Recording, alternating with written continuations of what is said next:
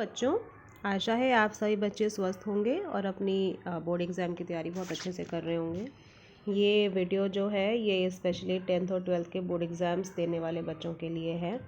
तो आज का जो सेशन है जिस पे हम बात कर रहे हैं वो है managing examination stress.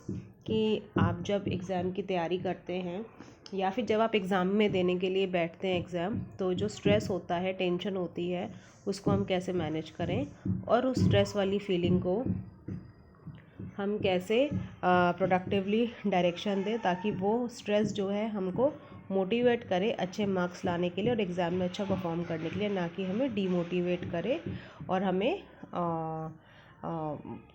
Tension create करे हमारे माइंड में, हमारी लाइफ में। ठीक है, तो सबसे पहले हम बात करेंगे स्ट्रेस क्या होता है।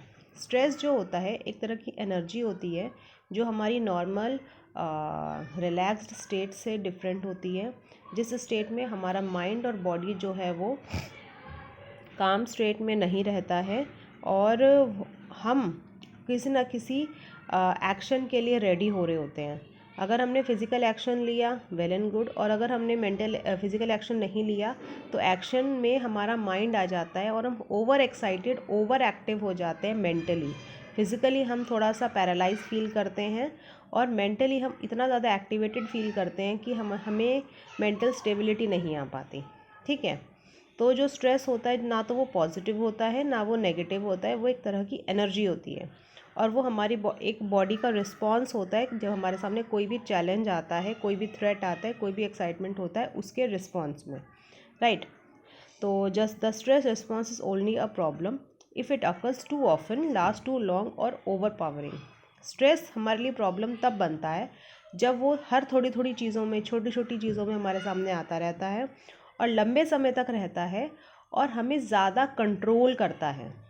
फॉर एग्ज़ाम्पल कि जब हमें स्ट्रेस होता है या जब हमें टेंशन होती है तो हम अपने गुस्से को नहीं रोक पाते या हमें हमारी मेंटल पीस गायब हो जाती है। इसका मतलब स्ट्रेस हमें कंट्रोल कर रहा है, ओवर पावर कर रहा है, राइट। तो स्ट्रेस के कॉन्सिक्वेंसेस क्या होते हैं जब स्ट्रेस लंबे समय तक ऑफन और हमें कंट्रोल करता है, तो उसके रिजल्ट्स क्या होते हैं कि the consequences of stress depends on how you interpret the physical symptoms. Stress के जो रिजल्ट्स होते हैं वो डिपेंड करते हैं आपके फिजिकल सिम्टम्स पे। Whether you experience this feeling as a help or a barrier determines whether you label your stress as positive or negative, motivating or paralysing.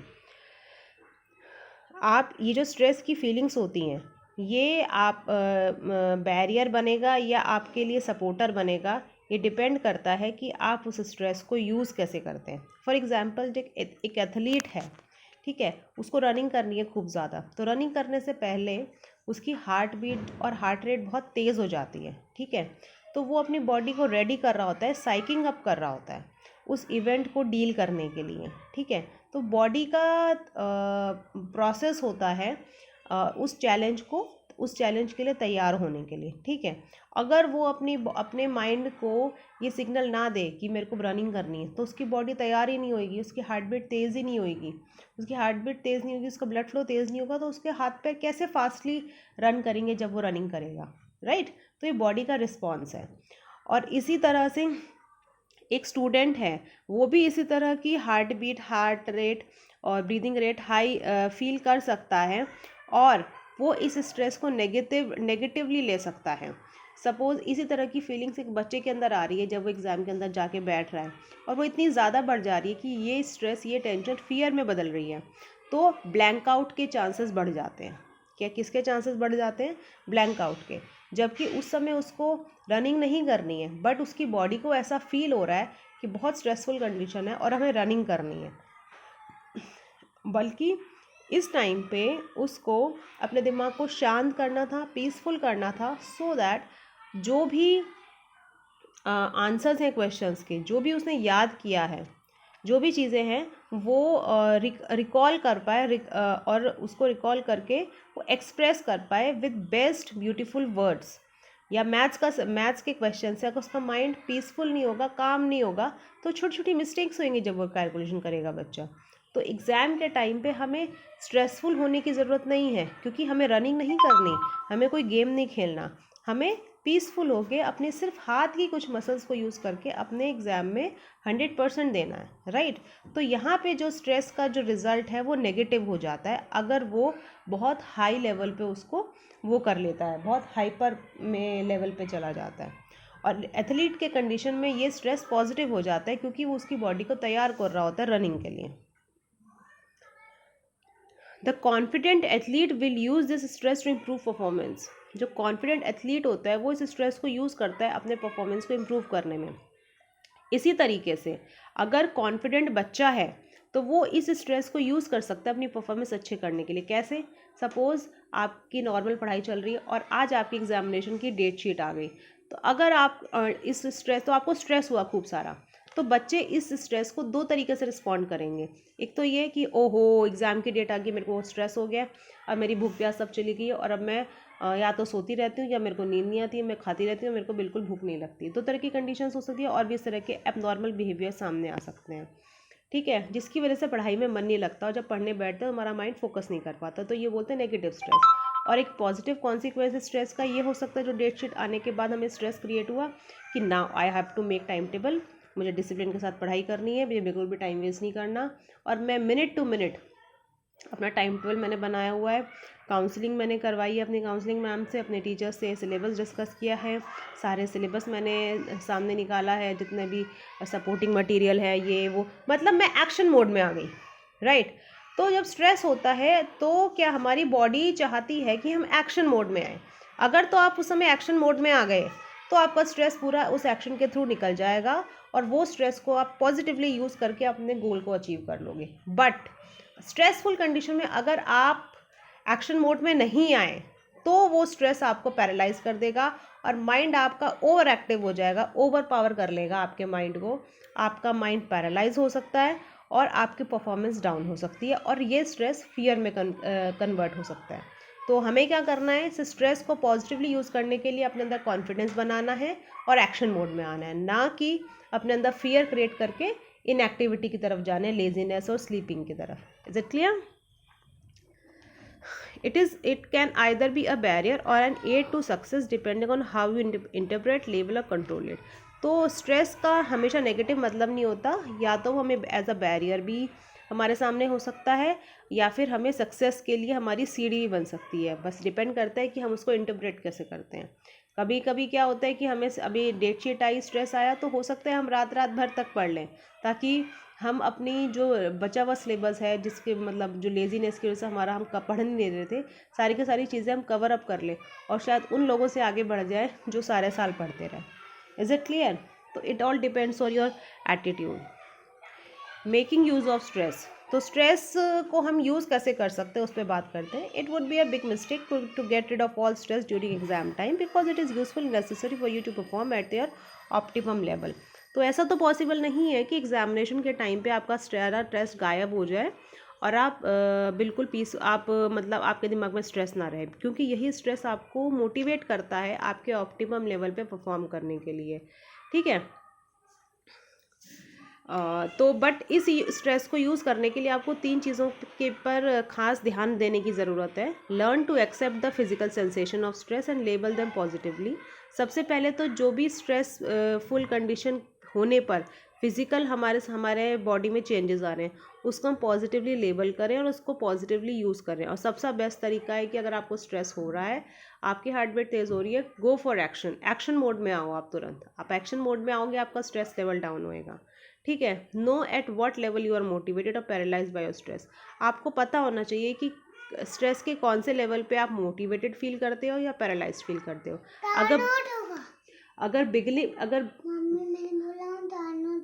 अगर बिगिनर लेवल स्ट्रेस होएगा तो आप मोटिवेटेड फील करोगे, और अगर बहुत पुराना स्ट्रेस हो गया है, 3-4 दिन हो चुके हैं या काफ़ी दिन हो चुके हैं, बहुत लंबा खिंच चुका है, तो आप पैरालाइज फील कर सकते हो। तो इस चीज़ को आप ध्यान रखिए, ठीक है। और अपने स्ट्रेस को आप लोअर डाउन कर सकते हो एक लेवल पे ताकि आप मैनेज कर सको। अब स्ट्रेस को मैनेज कैसे करना है उस पर अब हम बात कर लेते हैं थोड़ी सी। Remember stress has both physiological and psychological effects. और जो स्ट्रेस लंबे समय तक हमारे माइंड में रहता है, हमारी बॉडी में रहता है, उसके बहुत ज़्यादा नेगेटिव इम्पैक्ट्स भी हो सकते हैं। तो हमको स्ट्रेस को डील करना ज़रूरी है, उसको मैनेज करना ज़रूरी है। तो सबसे पहले हम क्या कर सकते हैं कि सेट रियलिस्टिक गोल्स। हमें छोटे छोटे गोल सेट करने हैं और उसको अचीव करना है। अगर हम उन छोटे छोटे गोल सेट करेंगे कि आज मेरे को एक चैप्टर करना है, आधा चैप्टर करना है, इतना इतना पढ़ाई करनी है, तो हम उसको अचीव कर पाएंगे। तो हमारा कॉन्फिडेंस लेवल बिल्डअप होगा, स्ट्रेस रिलीज होगा। रेजिस्ट कंपैरिजन, दूसरों से कंपैरिजन ना करें। उसने इतना पढ़ लिया है, उसने इतना ज़्यादा कर लिया है, मैंने नहीं किया। तो उससे क्या होता है, कॉन्फिडेंस लूज होता है और फियर डेवलप होता है। फियर डेवलप होने पे स्ट्रेस इंक्रीज होता है। Face up to outside pressures, जो बाहर के प्रेशर्स होते हैं उनको डील करने की कोशिश कीजिए आप, कि मम्मी कुछ बोल रही है, पापा कुछ बोल रहे हैं, पेरेंट्स कुछ बोल रहे हैं, क्योंकि आप अपने गोल पे ध्यान दीजिए। आपको ये पता होना चाहिए मेरे को कितना करना है, मैंने कितना कर लिया, और मेरे को आगे जो प्लानिंग करनी है वो कैसे करनी है, टाइम शेड्यूलिंग कैसे करनी है। टाइम मैनेजमेंट के ट्रिक्स और टिप्स आप मुझसे ले सकते हैं। टाइम मैनेजमेंट को अपनी लाइफ में लेकर आइए। जितना ज़्यादा टाइम आपका मैनेज रहेगा, आप मॉर्निंग आवर्स को यूज़ करेंगे या फिर नाइट आवर्स को यूज़ करेंगे अपनी पढ़ाई के लिए, उतना आप ज़्यादा कवर करेंगे, अपने गोल को अचीव करेंगे और आपका स्ट्रेस रिड्यूस होगा। ठीक है। पॉजिटिव सेल्फ स्टेटमेंट्स करिए अपने बारे में कि I can do it, I will do it, and I am studying, या फिर अपने बारे में अच्छे एफर्मेशंस को यूज़ कीजिए। ठीक है। मैं तो उठती ही नहीं हूँ सुबह जल्दी, मैं तो कर ही नहीं पाती, नहीं, मैं कर सकती हूँ और मैं करूँगी। इस तरह के अपने लिए सेंटेंसेस यूज़ कीजिए। और I am super ready for the upcoming goals. Okay. और हमें कंपटीशन पे ध्यान नहीं देना है, हमें 100% देना है, इस पे ध्यान देना है। और 100% करने के लिए आप जितना अपने गोल पे फोकस करेंगे, अपने गोल्स को छोटे छोटे मिनी गोल्स में डिवाइड करेंगे, उनको अचीव करेंगे, तो आप सब कुछ धीरे धीरे कवर करेंगे अपने सिलेबस को, और आपको पता भी नहीं लगेगा कि आप कब कंपटीशन कम्पीट करके आगे निकल जाएंगे। राइट।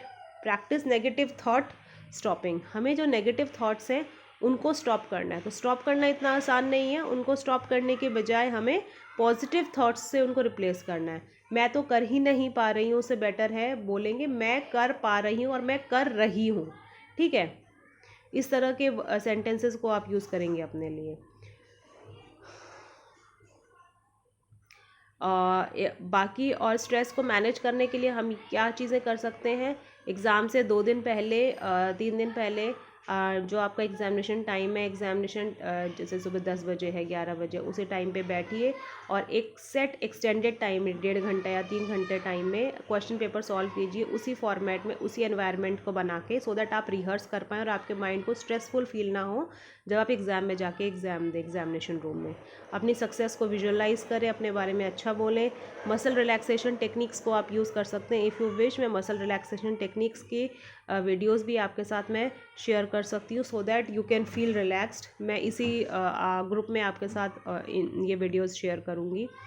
और जैसे अपनी छोटी छोटी हॉबीज़ हैं या फिर माइंडफुलनेस आप प्रैक्टिस कर सकते हैं। माइंड रिलैक्सेशन टेक्निक्स जैसे एक्सरसाइज, गुड फूड और प्राणायाम, ये चीज़ें अपनी लाइफ में आप ये लेकर आइए, सो दैट आपका माइंड रिलैक्स होता रहे पढ़ने के साथ साथ, और आपका माइंड सेटल डाउन करते रहे वो चीज़ें जो आपने पढ़ चुके हैं। और मैंने एक चीज़ आप लोगों को बताई भी है। अगर आप 1 घंटा पढ़ने के लिए बैठ रहे हैं तो 40 आवर्स पढ़ाई करें स्टार्टिंग में, और 10 और 20 मिनट्स ब्रेक करें। उससे क्या होगा, माइंड को ब्रेक मिल पाएगा। 20 मिनट्स में आपको फ़ोन मोबाइल नहीं देखना है, इंस्टेड आपको वो चीज़ें करनी है जिससे आपका माइंड रिलैक्स हो और दोबारा से पढ़ाई करने के लिए आप रेडी हों। ठीक है। तो उसमें आप एक्सरसाइज कर सकते हैं, गुड फूड ले सकते हैं, रेस्ट कर सकते हैं, थोड़ा सा प्राणायाम कर सकते हैं, डीप ब्रीदिंग, माइंडफुलनेस, ये सब चीज़ें आप कर सकते हैं। कुछ आपकी इस तरह की हॉबीज़ है, उनको भी प्रैक्टिस आप कर सकते हैं। ठीक है। ड्रग्स, स्ट्रेस एनहांसिंग ड्रग्स को आप अवॉइड कीजिए। अल्कोहल अवॉइड कीजिए। अरोमा थेरेपी आप यूज़ कर सकते हैं। अरोमा थेरेपी से यहाँ पे सेंस ये है थोड़ा सा, ये तो काफ़ी वास्ट साइंस है, बस शॉर्ट में आपको ये बता सकती हूँ कि अरोमा थेरेपी का सेंस ये होता है, जैसे हम भगवान की पूजा करते हैं या कुछ भी इस तरह की करते हैं रिलीजियस प्रैक्टिस, तो हम क्या करते हैं, धूप, अगरबत्ती, इन चीज़ों का यूज़ करते हैं सो दैट हमारा माइंड फोकस हो सके।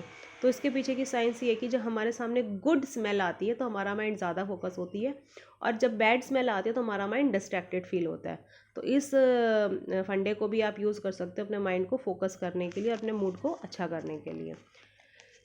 और इसके बाद भी किसी को कुछ प्रॉब्लम आ रही है, कुछ लग रहा है कि मैं किससे अपनी बातें शेयर करूँ, स्ट्रेस फील हो रहा है, हमें लगता है हम किसी से बात करें, डिस्कस करें, तो आप मेरे को मैसेज कर सकते हो, वॉइस रिकॉर्ड करके मेरे को भेज सकते हो, और मैं आपकी चीज़ों को सॉर्ट आउट करने की पूरी कोशिश करूँगी। And again I am telling you that I am your counsellor EVGC Gitika. You can contact me on WhatsApp voice chat, और अगर वॉइस चैट नहीं तो आप मेरे को मैसेज करके भी भेज सकते हो।